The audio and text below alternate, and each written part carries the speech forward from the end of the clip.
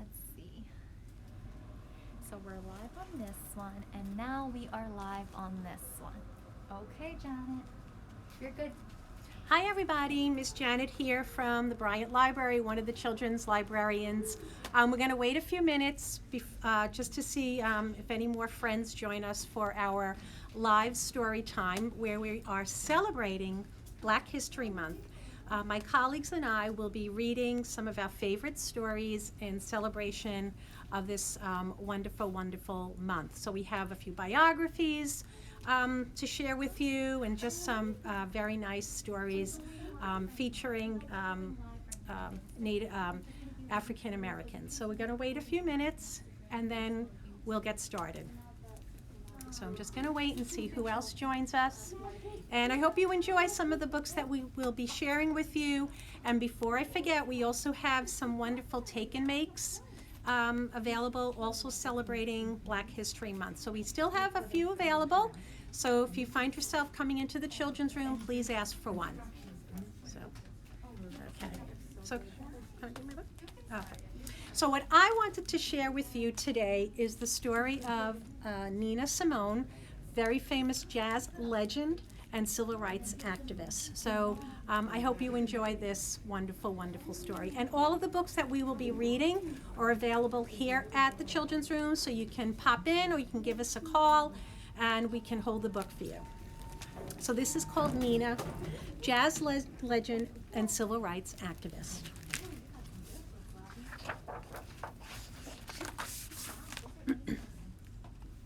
Dream, my baby, dream, until you spread your wings. Hey, my child, my sweet child, you are having a hard time falling asleep tonight, so listen to my story.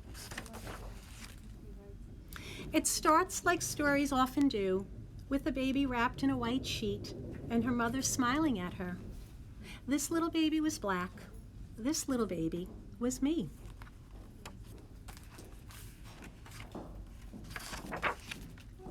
I don't remember that, of course. My first childhood memory came a little bit later.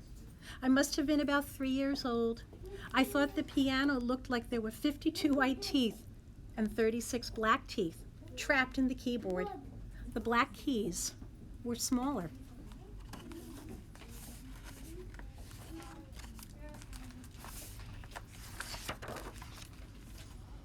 The white keys are whole notes, and the black keys are flats or half notes, my teacher explained. And I asked why.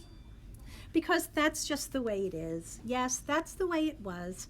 White was whole, black was half. It was that way everywhere and for everyone. Yes, that's the way it was. I could have held it against people, or worse, I could have believed I was worth less than other people. Black people were nothing but half notes on a huge ivory keyboard. But no, I do not agree with this. The notes had to mingle and dance together in the air so these lies would disappear. Music has no color, and music, there is only one rhythm, only one heart. Ba-boom, ba-boom, one heartbeat per second, the same rhythm for everyone. Standing on the bus with my eyes closed, I reminded myself of this. And here she is imagining the piano underneath a beautiful tree with beautiful flowers. And the years went by. I played Mozart and Liszt, Beethoven, Chopin, Debussy. I played all the important men in powdered wigs from past centuries. I was talented. People told me so, and here she is. And when I was 12 years old, our church asked me to give a performance, and Mom sewed a beautiful white dress with pleats and pretty ribbons. God knows she was proud. Her daughter was giving a concert, and here she is.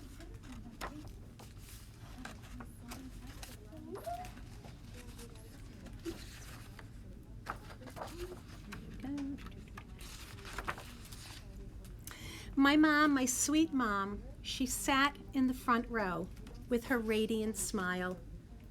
And then white people arrived, and she had to get up. I squeezed my eyes tight so I could listen to my dreams dance in the air, but there was nothing except silence and injustice. So I refused, right there in front of black and white people. I didn't care. The only noise was my heart beating, and it was beating for my mother. It was her right to be in the front row. So Mom sat back down. She wasn't smiling anymore, and my fingers were trembling with anger. But the concert was beautiful. And here's young Nina playing her piano. Hey, child, my sweet child. Later, much later. In fact, you were already born. A man arrived on our TV screens, on our radios, in our newspapers, and he said, I have a dream. And Martin Luther King had a dream. He believed in it, and people followed him. So all these people followed Dr. King.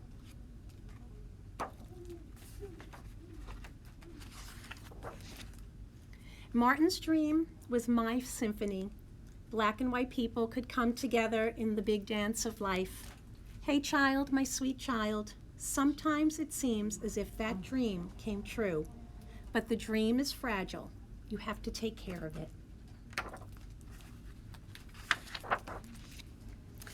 Dream, my baby, dream, until you spread your wings. So that's the story of Nina Simone, jazz legend and civil rights activist. So I hope you enjoyed that. So now I'd like to introduce my colleague, Catherine, who will be sharing another story with everyone. Hi everyone, Catherine here, and today I'm going to read to you Preaching to the Chickens, the story of young John Lewis. And this is a story about a glimpse into the childhood of civil rights leader John Lewis, who grew up to be a member of the Freedom Riders, chairman of the Student Nonviolent Coordinating Committee, and demonstrator on the Edmund Pettus Bridge in Selma, Alabama, and was a Georgia congressman till recently. So, this book was written by Jabari, Asim, and it is published by Nancy Polson Books, which is an imprint of Penguin Random House. Little John Lewis loved the spring. He loved it not only because it was the time when the whole planet came alive, but also because it was the season of the chicks. Winter was too cold to bring them safely into the world, and summer was too hot. Spring was just right. Everyone on the farm had work to do. Work and put your trust in God, John's mama liked to say, and God's going to take care of his children. Trusting in God was easy. Work was a harder bargain. There was just so much to do on a huge farm in southern Alabama. Every March, John's father hitched the plow to his stubborn old mule. Giddy up, he'd shout, and together they'd break new ground, carving lines in the earth. In the fall, after months of planting, weeding, and tending, the cotton would be ready for picking. John's mother cooked the family meals from gardens, vegetables she grew, collards, tomatoes, sweet potatoes, and other goodies. She cleaned the family's clothes in a big iron pot, stirring them in the boiling water and washing them with homemade soap before hanging them on the line to dry. Yes, Lord, plenty of work on the farm. John was excited to be put in charge of the chickens. There are about 60 of them.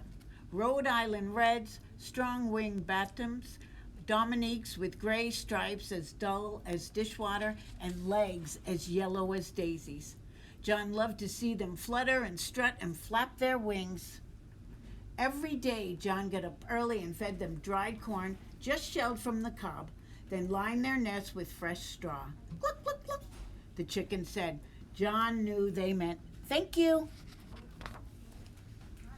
In a soft voice, John would say to them, "Enjoy this day that God has given us." The chickens, looking straight at him, seemed to understand. As much as John loved spring, he loved church even more. On Sundays, the whole family headed to services.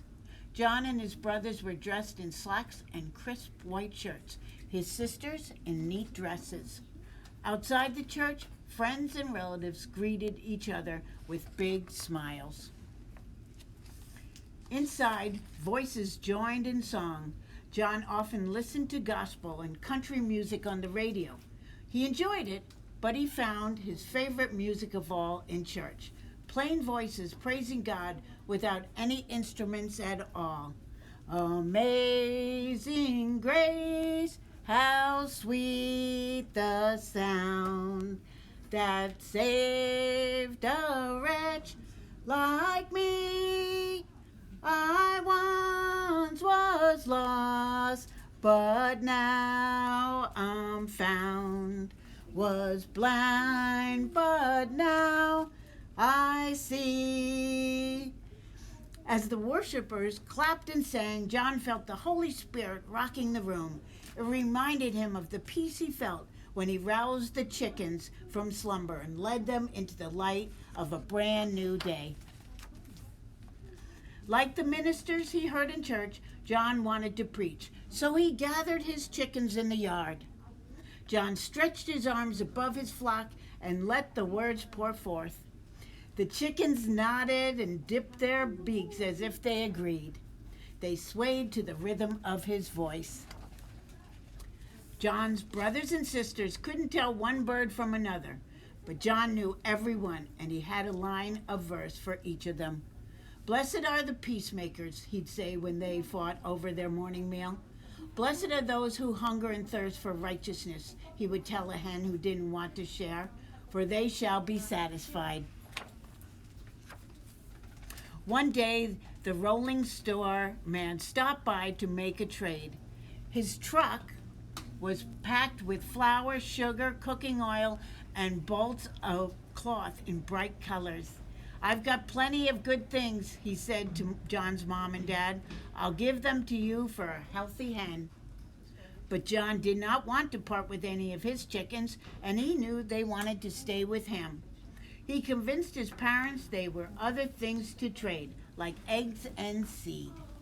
The chickens stayed on the farm, and John learned to speak up for those who can't speak for themselves. When the hen called Big Bell fell into the well and got stuck, John was determined to save her life. He filled a basket with breadcrumbs, and when he lowered it down, she climbed in and was pulled to safety. "God makes miracles every day," John preached. "When you're down, he lifts you up. Sister Big Bell, I believe you know what I mean." "Cluck, cluck, cluck," Big Bell replied. John knew she meant amen. John even baptized the chickens, bathing them in water from an old syrup can, but little Pullet had stayed under too long and appeared to have drowned. John prayed over her and laid her in the sun, and after a while, she began to breathe again and soon was up on her feet. "He can heal the sick," John declared, "and raise the dead. Little Pullet, can I get a witness?" "Beep, beep, beep," said little Pullet. John knew she meant amen. John loved to tell the hens and chicks the good news. While he fed and watered them, he spoke about the value of hard work and patience. With faith and hope, he said, a bountiful harvest was sure to come. John's henhouse sermons became so regular that his brothers and sisters took to calling him preacher. He didn't mind. He knew that someday he'd speak before thousands. He hoped that his words would stir people's souls and move them to action. For now, though, he had his own church right here among the pine trees and rolling hills of southern Alabama. Morning would find him in his usual place, preaching to the chickens. The end. I hope you enjoyed this book. I just love it. And we're going to have another librarian, Mary Carroll, is going to be coming in to read her book for you. Thank you so much.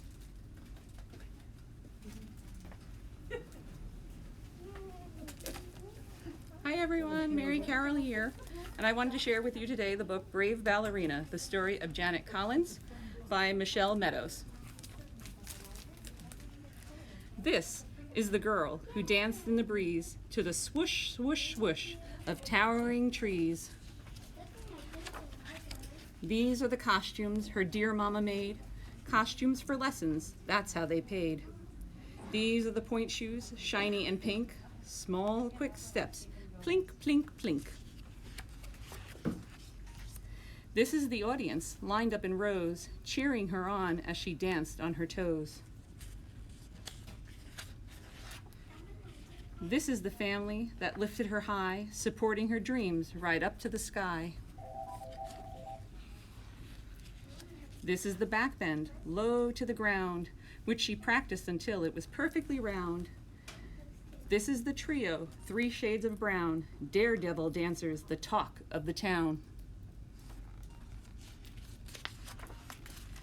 This is the time, way back in the day, when the dance schools turned black students away.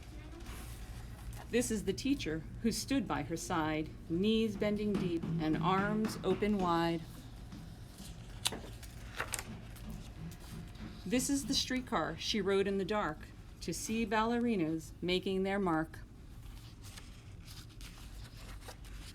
This is the dancer who found her way in, but learned she would have to lighten her skin. This is the girl with a broken heart, but she bounced right back and made a new start. This is the dancer who kept going strong, bare feet flying in a Spanish song. This is the music, bum, bum, bum, back and forth to the beat of a drum.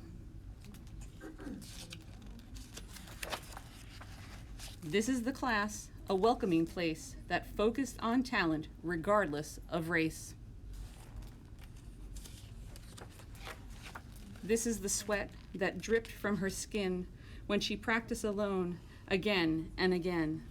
This is the dancer who went back for more when her tender toes ached and her muscles felt sore.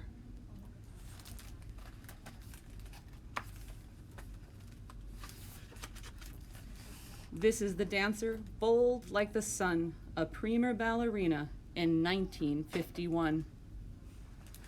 And that was the story of the Brave Ballerina, the story of Janet Collins. I hope you enjoyed it. And we have our next librarian coming on is Tammy to read for you.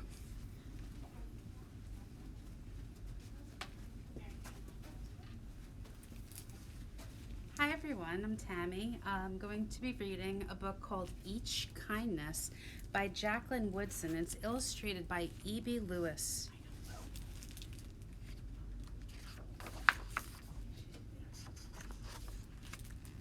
That winter, snow fell on everything, turning the world brilliant white. One morning, as we settled into our seats, the classroom door opened and the principal came in. She had a girl with her and she said to us, "This is Maya." Maya looked down at the floor. I think I heard her whisper, "Hello." We all stared at her. Her coat was open and the clothes beneath it looked old and ragged. Her shoes were spring shoes, not meant for the snow. A strap on one of them was broken.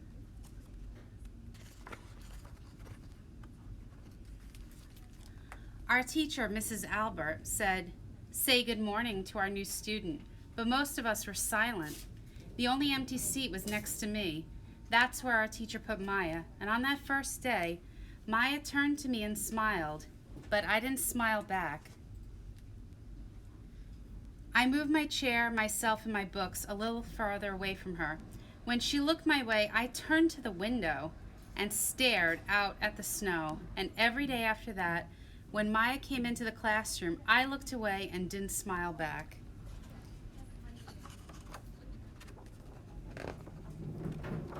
My best friends that year were Kendra and Sophie. At lunchtime, We walked around the schoolyard, our fingers laced together, whispering secrets into each other's ears. See all the kids on the playground? One day, while we were near the slide, Maya came over to us. She held her hand to show us the shiny jacks and tiny red ball she'd gotten for her birthday. "It's a high bouncer," she said, but none of us wanted to play. So Maya played a game against herself.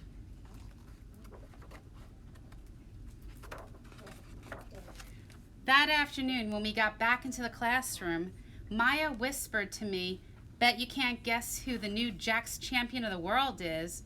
Behind me, Andrew whispered, "Chloe's got a new friend. Chloe's got a new friend." "She's not my friend," I whispered back. The weeks passed. Every day, we whispered about Maya, laughing at her clothes, her shoes, the strange food she brought for lunch. Some days, Maya held out her hand to show us what she had brought to school: a deck of cards, pickup sticks, a small tattered doll. Whenever she asked us to play, we said no.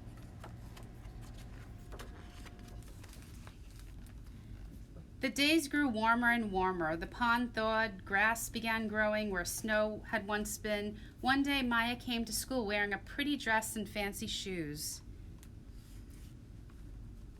But the shoes and the dress looked like they'd belonged to another girl before Maya. "I have a new name for her," Kendra whispered. "Never knew." Everything she has came from a secondhand store. We all laughed. Maya stood by the fence. She was holding a jump rope, but did not come over to ask us if we wanted to play. After a while, she folded it double, rolled the ends around each hand, and started jumping. She jumped around the whole schoolyard without stopping. She didn't even look up once, just jumped, jumped, jumped. The next day, Maya's seat was empty. In class that morning, we were talking about kindness. Miss Albert had brought a big bowl into class and filled it with water. We all gathered around her desk and watched her drop a small stone into it. Tiny waves rippled out away from the stone. "This is what kindness does," Miss Albert said. "Each little thing we do goes out like a ripple into the world." See all the ripples from the stone? Then Miss Albert let us drop the stone in as we told her what kind things we had done. Joseph had held the door for his grandmother. Kendra had helped change her baby brother's diaper. Even mean old Andrew had done something. "I carried teacher's books up the stairs," he said, and Miss Albert said it was true. I stood there holding Miss Albert's rock in my hand, silent. "Even small things count," Miss Albert said gently, but I couldn't think of anything and passed the stone on. Maya didn't come to school the next day or the day after that. Each morning, I walked to school slowly, hoping this would be the day Maya returned and she'd look at me and smile. I promised myself this would be the day I smile back. Each kindness, Miss Albert had said, makes the whole world a little bit better. But Maya's seat remained empty, and one day Miss Albert announced to the class that Maya wouldn't be coming back. Her family had to move away, Miss Albert said. Then she told us to take out our notebooks. It was time for spelling. That afternoon, I walked home alone, and when we reached the pond, my throat filled with all the things I wished I could have said to Maya. Each kindness I had never shown. I threw small stones into it over and over, watching the way the water rippled out and away, like each kindness done and not done. Like every girl somewhere holding a small gift out to someone, and that someone turning away from it. I watched the water ripple as the sun set through the maples, and the chance of a kindness with Maya becoming more and more forever gone. Just want to show you guys a picture of the author, Jacqueline Woodson. I love her books. I hope that you guys enjoyed this book, Each Kindness by Jacqueline Woodson. I just love her writing. We have a few of her books in the library. We're going to have another librarian, Miss Juliet, come and share a story with you as well. Bye, everyone. Thank you.